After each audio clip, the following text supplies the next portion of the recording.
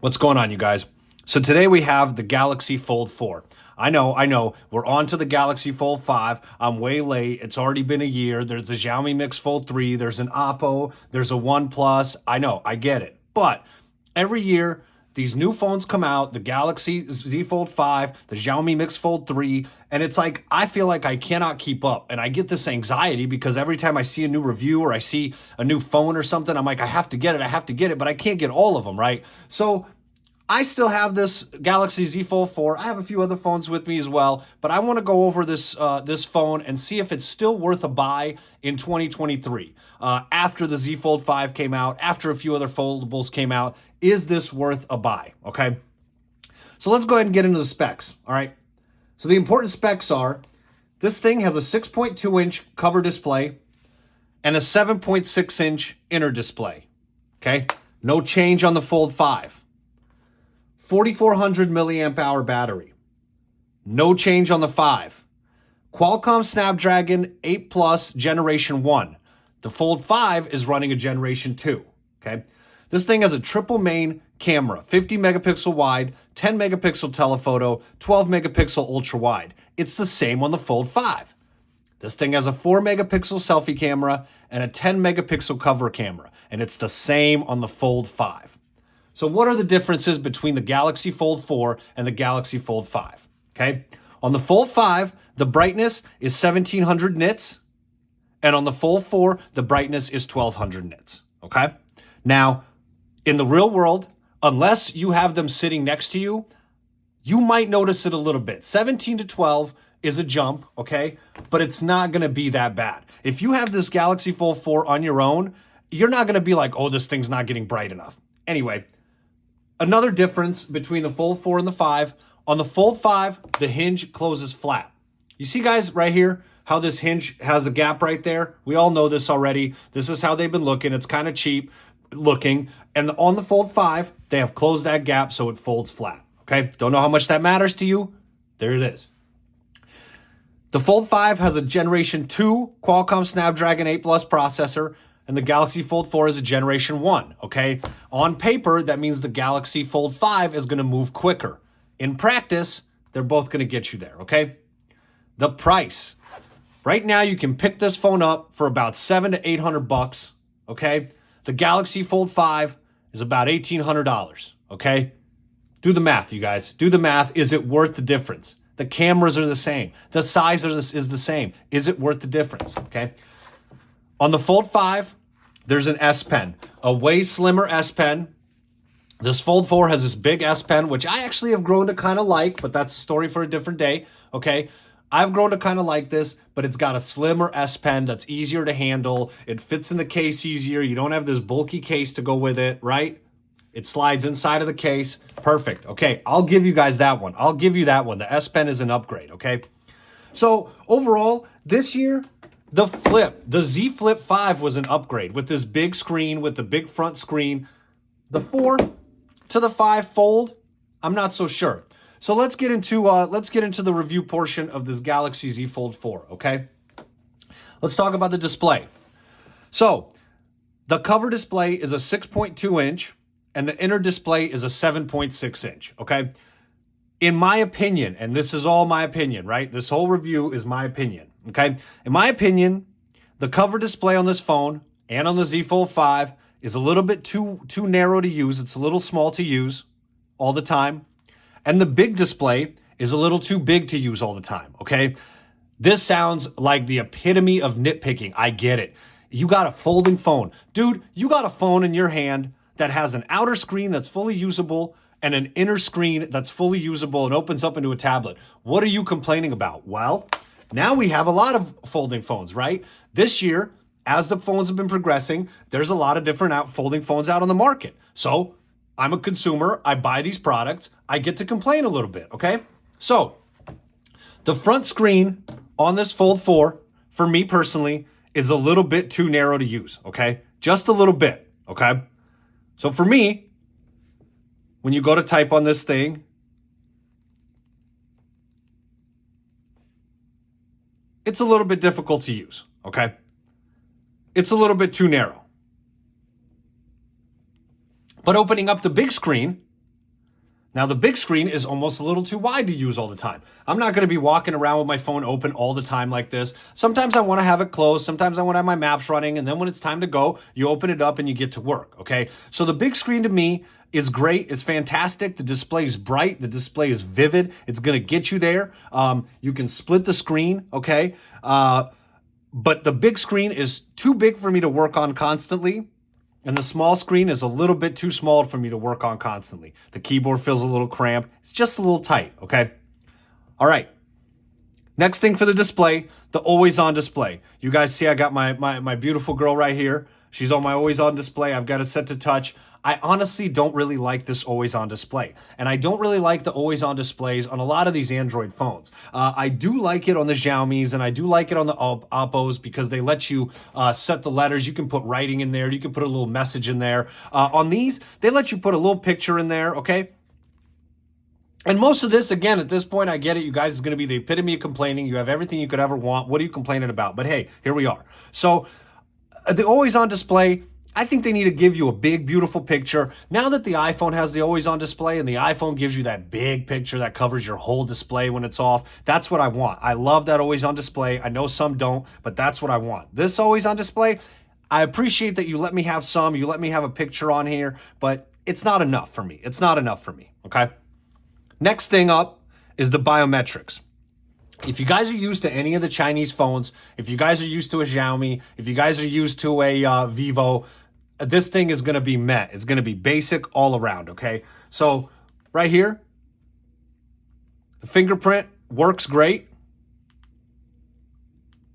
And again, I'm only comparing this. My experience is comparing this to the Chinese phone, which absolutely blow the biometrics out of the water. The facial recognition, the fingerprint is just so quick, okay? But if you're not comparing it to that as a standalone product, this thing is going to get you in. There's absolutely no complaints. You're not going to be complaining about the face unlock. You're not going to be complaining about any of the unlocking features, okay? The one complaint I had on the biometrics is the fingerprint being in the power button, and I actually like when the fingerprint is in the power button. I think it's comfortable here.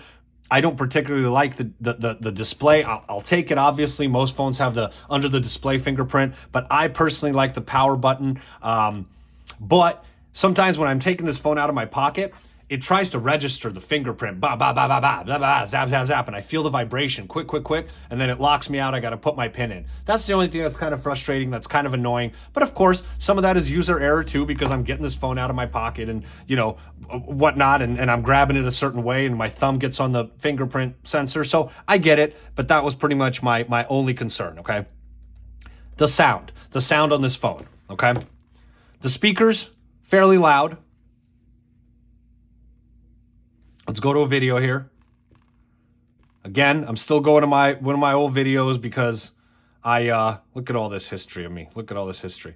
Because I don't know what exactly I can and can't play, but here's the sound. Okay. So all the way up, full loud. This thing's got these two adapters right here. The openings. And you flip it like this. These two things come up. Guys, so I'm an idiot. So when I first got this thing came in, and I was like, scratching my head, how the hell do I do this? But after a little while, it becomes a little more intuitive. Sounds okay. Not going to blow anything out of the water, but perfectly good enough to get you where you're going. I don't know if I can look at the stuff I look at. Woman is convinced Johnny Depp is her boyfriend.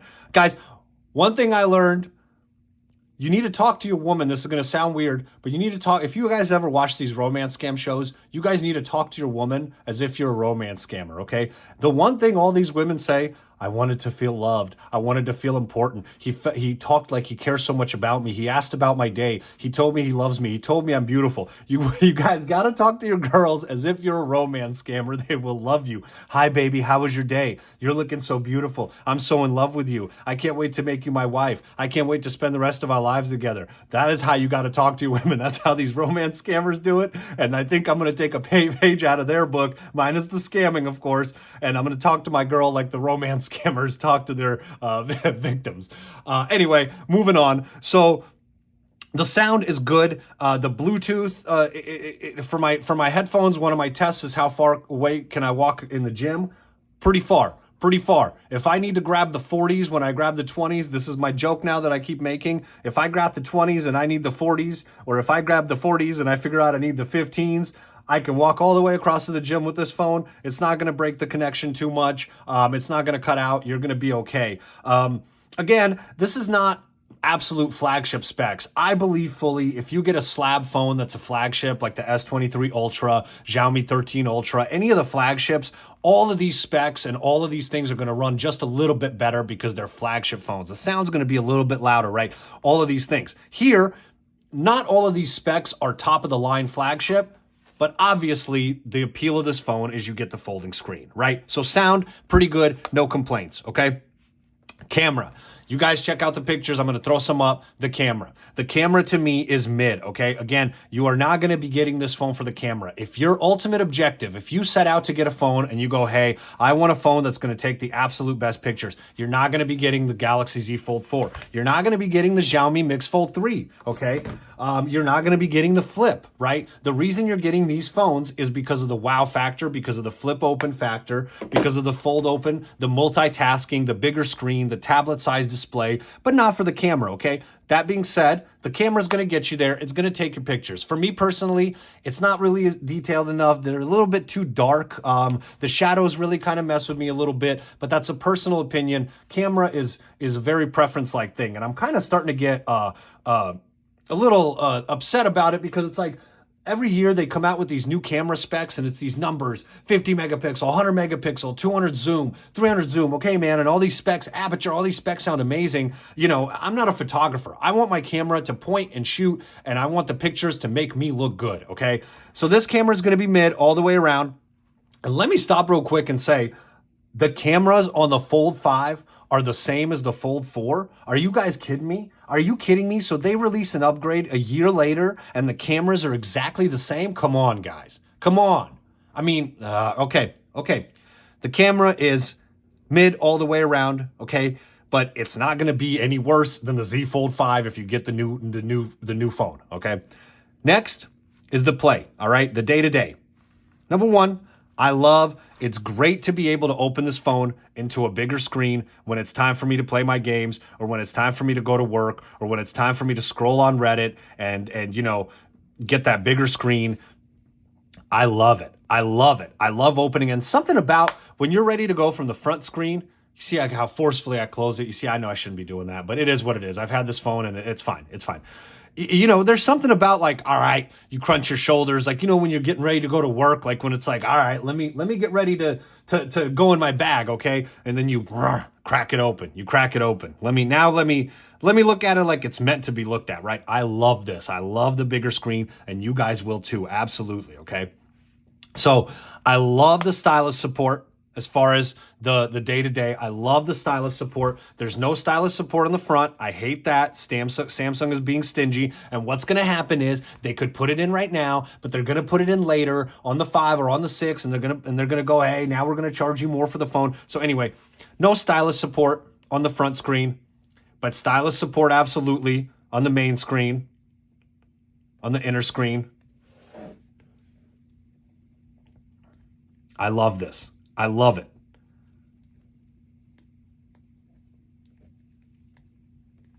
I love being able to use this stylus. This stylus feels good in my hand. I don't mind, you know, guys, I actually kind of like, this is one thing that's kind of dumb, but this case I got from Samsung originally, their Samsung case, and I only use the back. I hate how the front case makes the fold look, so I only use the back. And it's kind of nice to be able to, when I'm on my inner screen, I'm holding it like this. It's kind of nice to have this kind of edge right here to grip on. So I'm kind of looking, you guys see, so you're kind of holding onto the phone and I'm scrolling, doing all my things, right? It's kind of cool. I kind of like the way that feels. That's just a little bit of an aside. I love the dock for recent apps. Okay, so that when you're in here, you guys get the little dock with the recent apps here on the right, so that if you need to, you can quickly switch over. I love this. It makes it so much quicker to switch over, right? And now the, I believe the Xiaomi Also, they also got the dock. So the other guys are following suit with this dock. I actually thought this dock came out on the 4. I don't think they had it on the 3. And I thought this was a super cool feature. It actually does make me run around my phone faster. It's not gimmicky. It's cool to have this here. It's cool to be able to switch right through and switch back and forth. I love it. I love the dock personally. One thing I don't like is, like I said, no stylus on the front screen. I don't like that. After a while, this thing gets a little opening this thing kind of starts to feel like you're unfolding an old tome. I don't know if you guys can hear this. I think I've said this before, but you guys hear that creaking, that paper like? I don't know if you guys can hear this. It sounds soft and pliable when you're opening it. Look at the Xiaomi. Snap at the end. Snap at the end, right?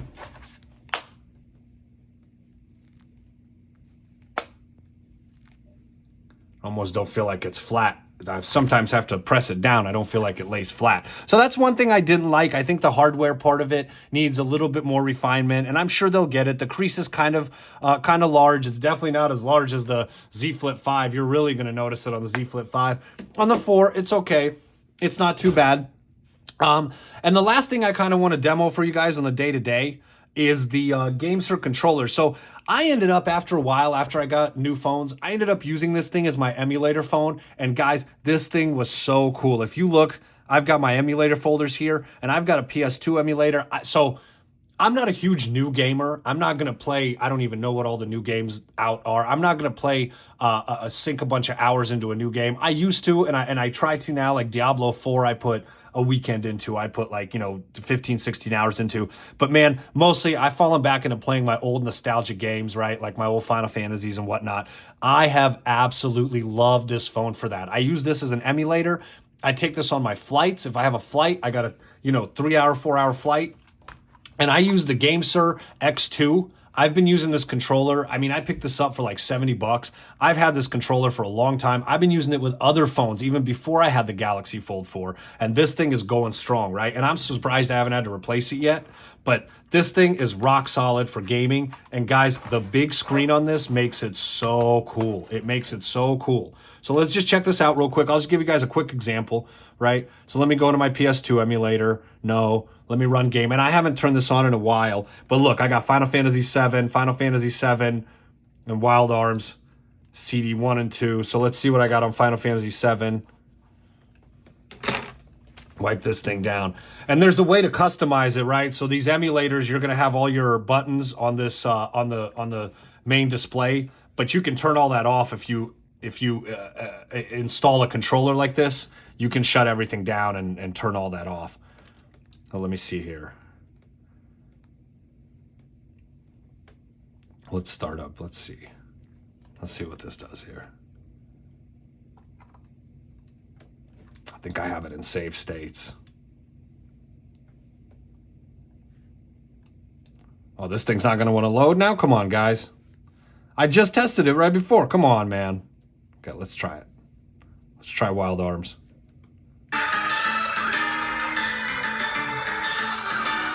You guys hear this nostalgia? You guys hear those old games? Ba ba ba ba ba ba ba.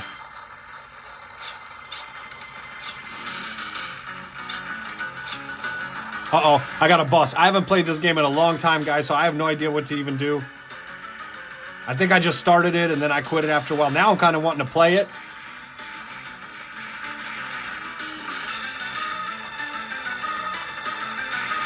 Look at this guy chasing me. Get out of here. Okay, so that's that. He's going to corner me. We're about to fight him. As you guys can see, this is me. I'm running all the old games. I want to get this Final Fantasy running.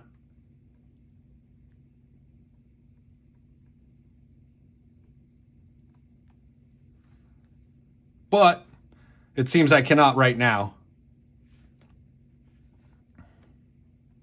Yeah, I'm on disc 3 of this one.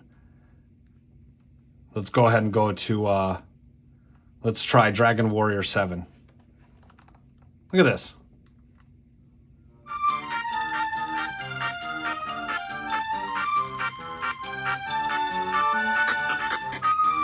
So you guys see I got these old games on here. Okay.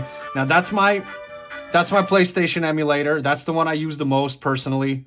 I also have Citra. This is 3DS emulator. Okay. And I haven't set this one up fully yet, but as you guys can see, I've got all the...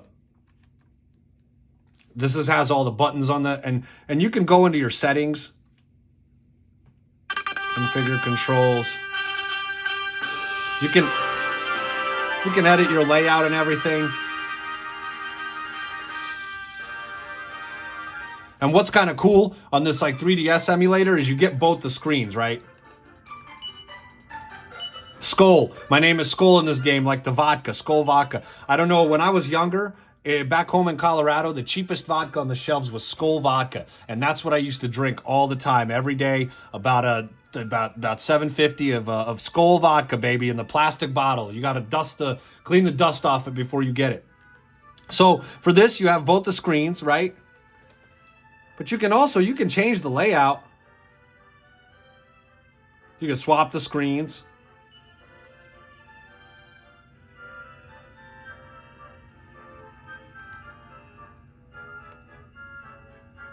Get rid of the overlay.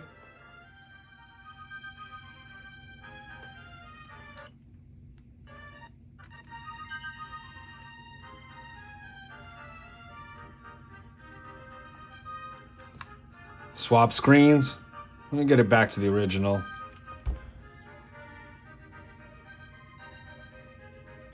So here's your landscape screen layout. You guys can change it to default.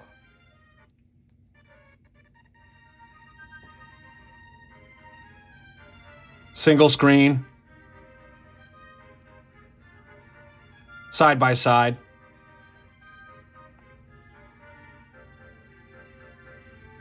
Portrait. So as you guys can see, everything works. Controllers work. Super fun, guys. This is what I use it for. That's Citra. I also have Final Fantasy IX. I got Super Nintendo, Open Contact. I don't think I have any games on this Super Nintendo yet, but I definitely have PS2 right here, and I got the game I like playing on here. I downloaded it recently, but I haven't put too much time into it. Let me see if I got it. You guys know how long these reviews end up being for me, so just bear with me. We're going to go over it. Now, this is the PS2, you guys. This is the PS2. Not the PS1, okay?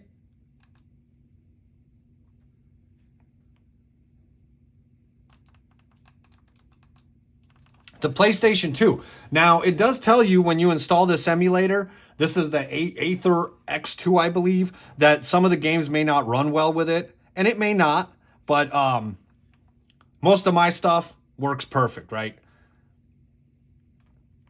I got Final Fantasy X going, and like I said, I haven't turned this on in a while. I haven't played these games in a little bit. The last game I was playing was Final Fantasy IX. Let me try to speed this up here so we can turn on the frames here. Load. There we go. So this is Final Fantasy X, you guys. Look at this. Isn't this crazy? You guys remember playing this on the PS2? Do you guys remember playing this on the PS2 and PS3 with the graphics and how wild it was to have these graphics? And now I have it on my Android phone. How crazy is that? Look at him. He's playing Blitzball. I was never good at this game. But look at this. It's PS2. I was running God of War on this. Final Fantasy 12 on this. I'm getting ready to start to play through again the Zodiac Age. It is awesome. Guys, this is awesome, okay? This is super cool. The joysticks work. The D-pad works. Everything works. As you see, I'm in the beginning of the game. But this is the real game. And this is it's all it, right? It's all it. I love this, okay? I love this. So reset console.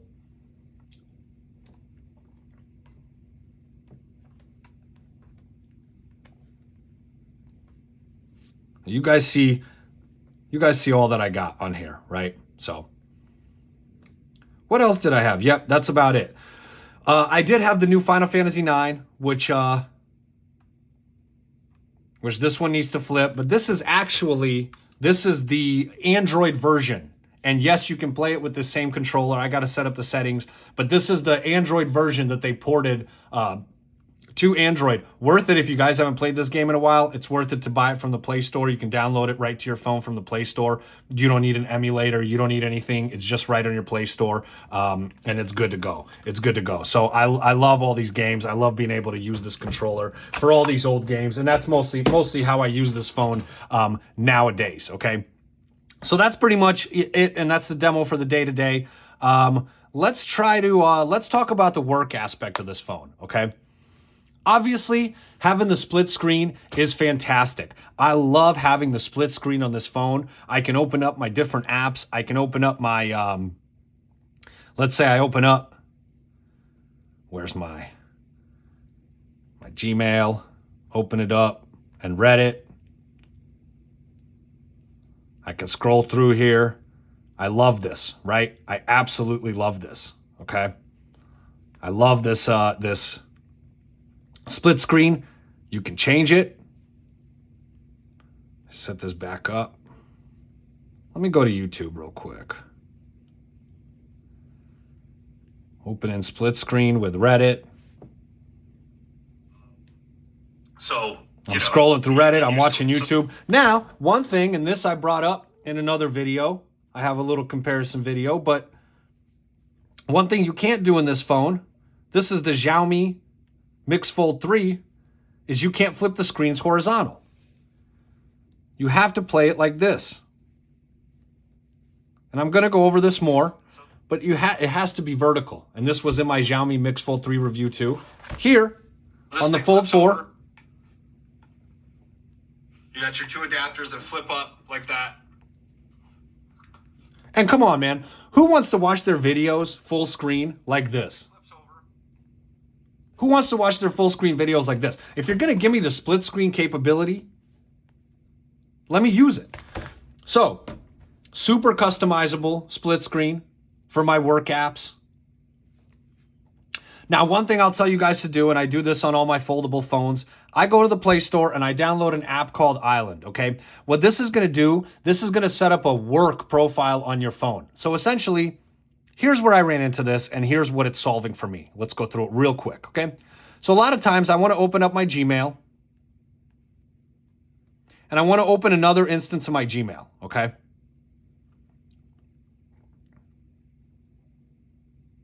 Gmail, right here. You guys see it's grayed out. It's unavailable.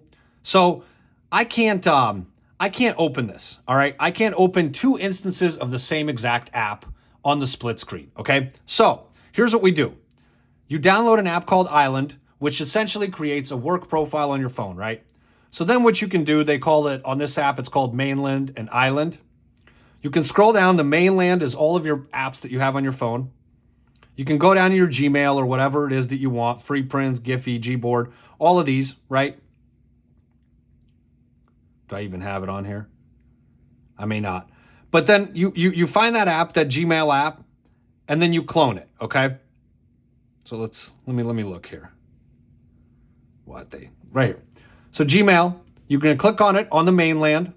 You're going to hit clone, and you're going to clone it to the Island right here. It's not letting me because I already have it, but you're going to clone it to the Island. And what that's going to do is it's going to give you the same app with a different little, with a different logo on it, okay? So right here, look, it's set up my personal. This is all my apps. And then it's set up my work profile. And here's all my little, you see a little briefcase because I'm ready to go to work. This is serious stuff, guys, the briefcase. So this is all my work apps, okay? So now what happens is I can open up my Gmail. And if I want to have another email up, I scroll down here. Now I have two of these Gmails. You guys see that right here? It's two Gmails. I'm going to open up the one with the briefcase.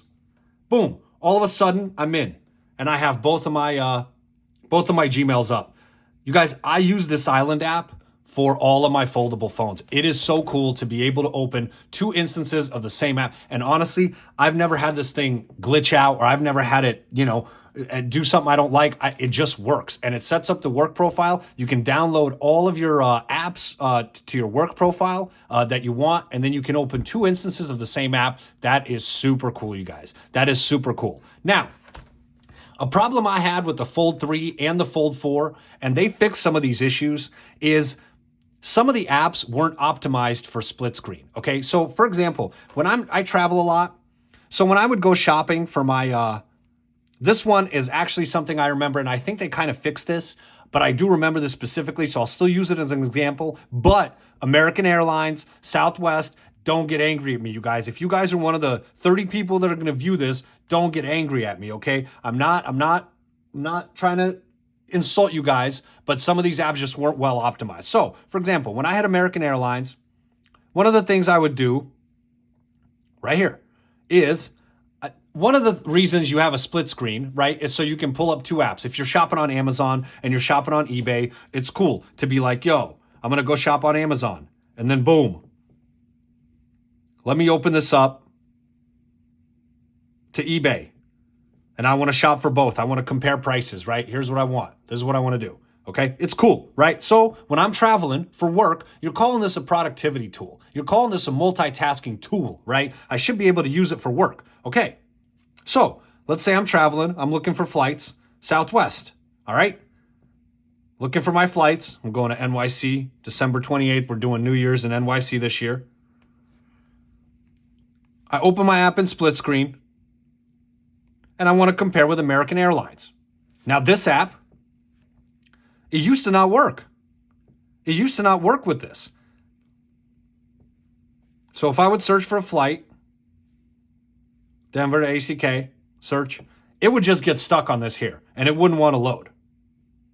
I think they fixed it, but going back to it, same thing.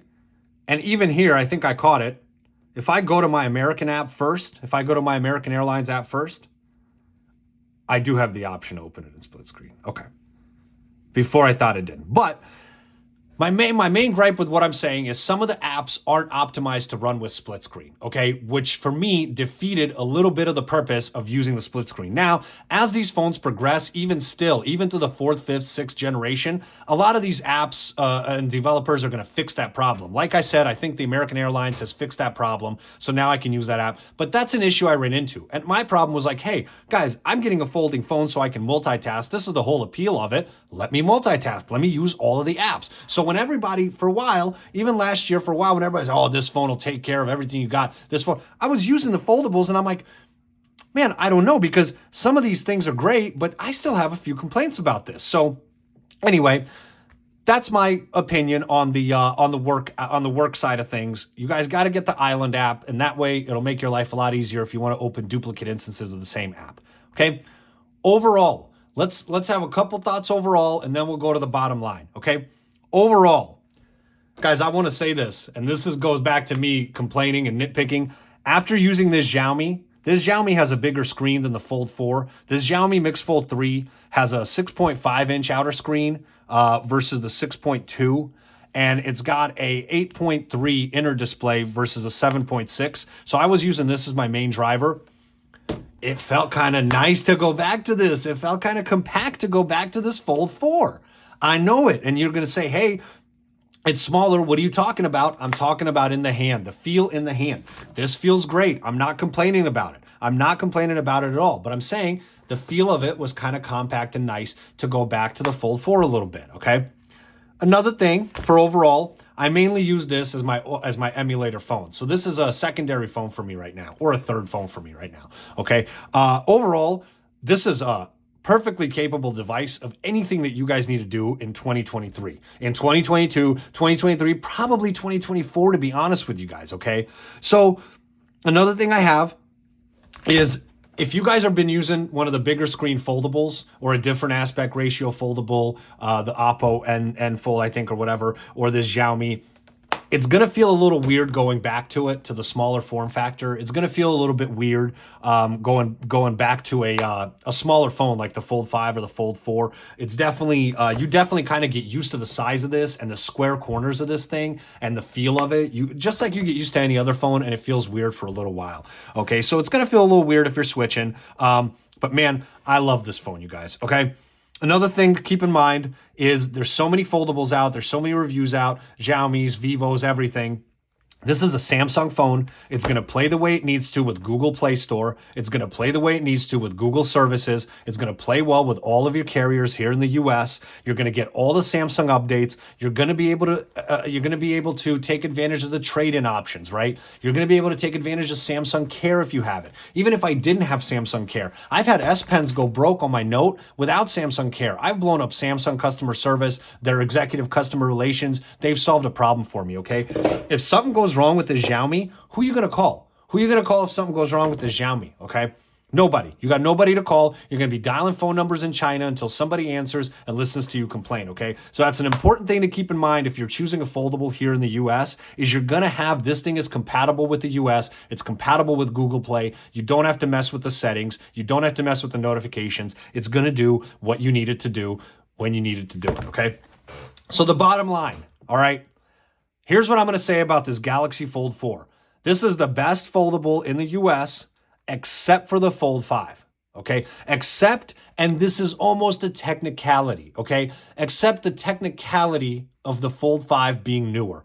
I would say when you combine this thing with the price of the Fold 5 being $1,800 and this thing you can now pick up for $800, I would say this is almost a better phone because of what you're getting. Guys, they didn't upgrade the camera. They didn't upgrade the screen. Are you kidding me? No camera upgrade this year? No screen upgrade this year? Just a little stylus? Okay, if you guys are super into the stylus, if you have to have the newest stylus, I get it. I'll give it to you guys. But everything else, come on, man. Come on. $700 to $800, even $1,000, $800, $900, $1,000 for this Galaxy Fold 4. It's going to do everything with the same camera, with the same size as your Fold 5. The bottom line is, if you guys are looking to enter into the foldable market, but you're not ready to spend $2,000 on a foldable phone, get the Galaxy Fold 4. That's the bottom line. Hey, thanks for tuning in, you guys, and we'll be back with more videos.